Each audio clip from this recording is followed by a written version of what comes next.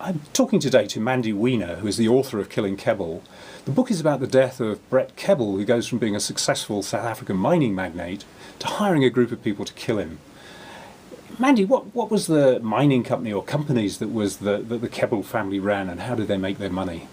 So the mining companies that Brett Kebble took control of were a series of mining companies, JCI, Randgold, and they are mining companies that are very entrenched in South Africa. They've been around for well over 100 years. And they were set up by the landlords in Johannesburg, who really set up the mining industries on the reef, the gold mining industries in South Africa. And after Brett Kebble died, we learnt a lot more about the malfeasance that was going on, and the way that he was really just stealing money and pocketing it, and there was this very complicated paper trail, and it was incredible. It was astonishing the way that he had managed to structure the companies in such a way that he effectively just gutted them. We'll come back to that, but here we have Brett Kebble, who was a 30-year-old lawyer who managed a hostile takeover of Randgold and exploration. As somebody who'd never been in the mining industry, how did he do this? Well, I think that he was just brilliant. Everyone who I've spoken to, every account that I've heard about how he managed to maneuver his way into the company has told me about how incredibly intelligent it was. And that was the way that many people spoke about Brett Kebble, the fact that he was such a brilliant businessman. He was the kind of person who was running 7 different deals at one time. Apparently he had 6 boardrooms, and there was a deal going down in every single one of them, plus another one that he had on the back burner. And that was the kind of businessman he was. He lived, he breathed, every deal that he did, he was always negotiating something. So it didn't surprise me at all that at the age of 30, he managed a hostile takeover of a mining company. And what happened as he started courting various people within the A.N.C? Well, not too much detail is known about exactly how he managed to maneuver his way into the A.N.C. We know that he was funding the party. He was funding many political parties in South Africa. He also found a way to support many of the A.N.C. Youth League members, these young political Turks who had their future ahead of them, who are now, coincidentally, very senior in the ruling party. And what he would do was, we've heard stories about parties, lavish parties thrown at his house. We've heard stories about homes, townhouses, vehicles that were bought for these young politicians. And we also heard about how he nurtured them, how he coached them, how he told them what to say at gatherings and that kind of thing. Of course, they've all pretty much denied it, but from the stories you hear, it certainly sounds as though there was this largesse, and he was very benevolent with his money. And was he sincere in his belief in empowerment, or were these simply kickbacks for business advantage? Oh, it depends who you speak to, of course.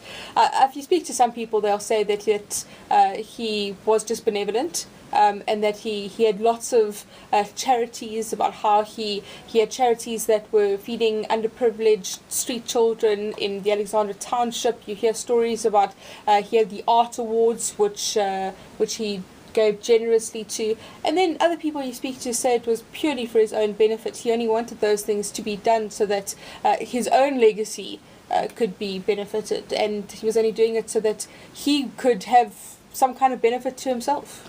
And in terms of the business advantage, what were the things that he got out of giving that money away?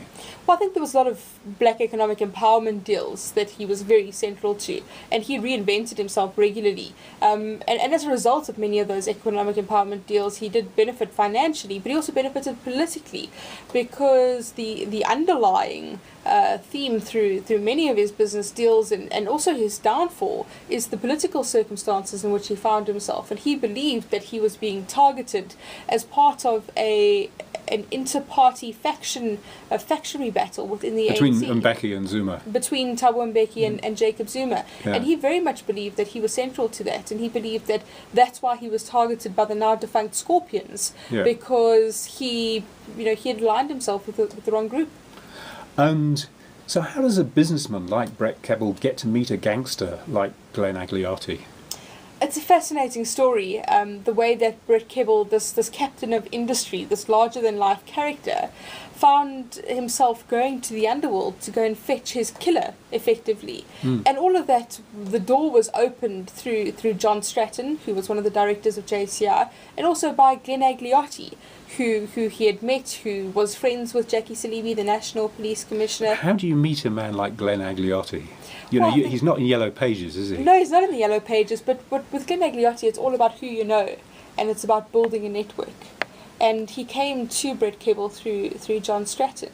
And that's how he met him. They developed a relationship, and I'm sure Agliotti saw the gap, and he developed that relationship.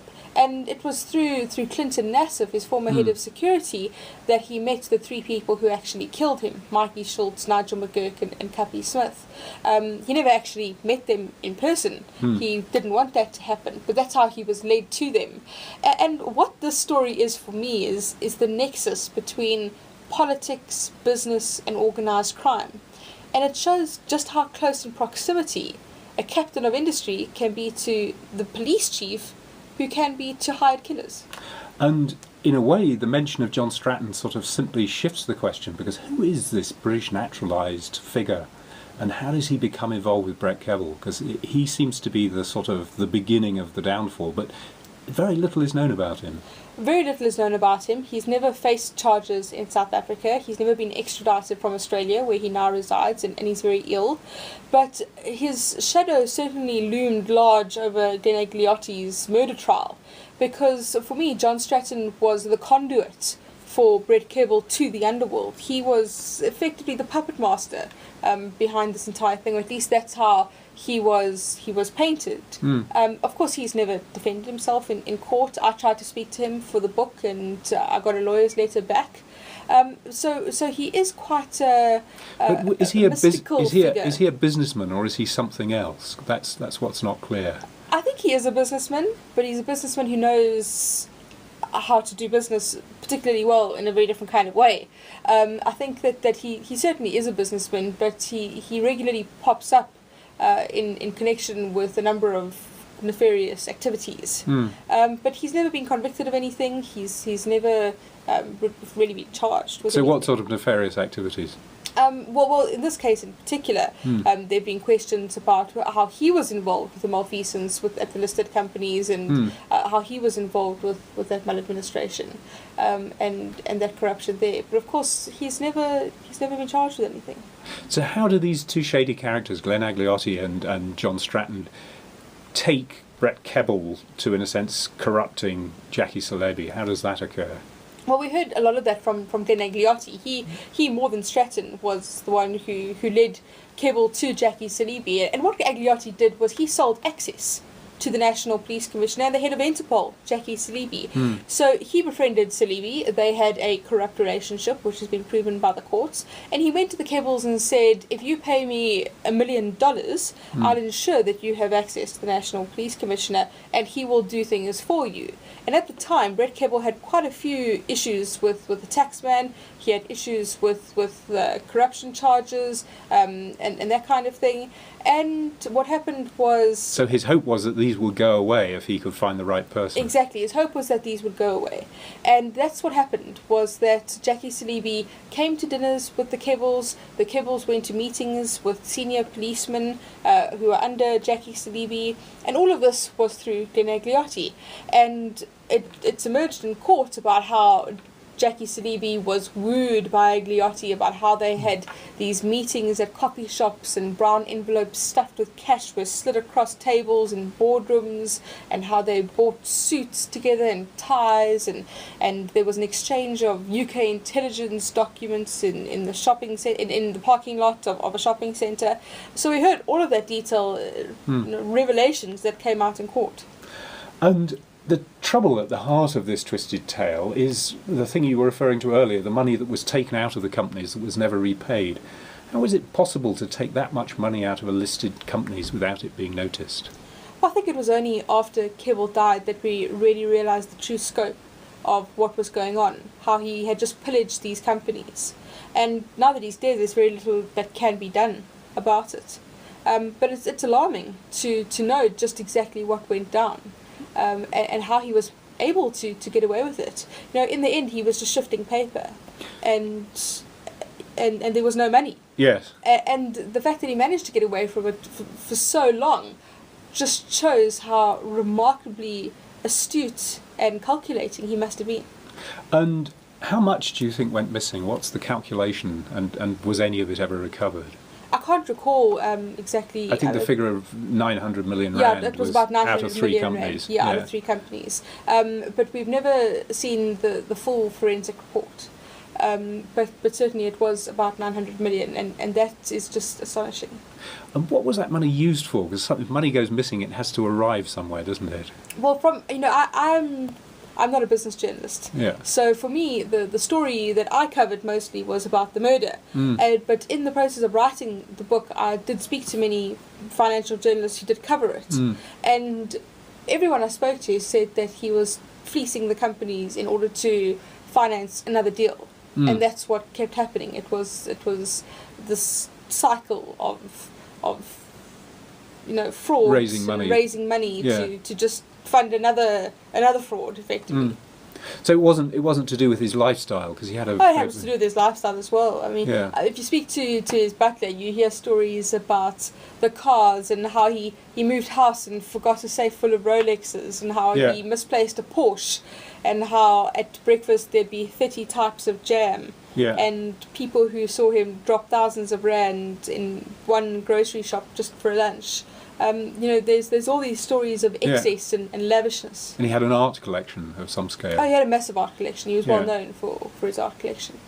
So who ultimately is to blame for the money that went missing? Was it Brett Kebble alone, or were there others involved in the process? Oh, that also depends who you Yeah. speak to. Everyone has a version Yeah. about what happened.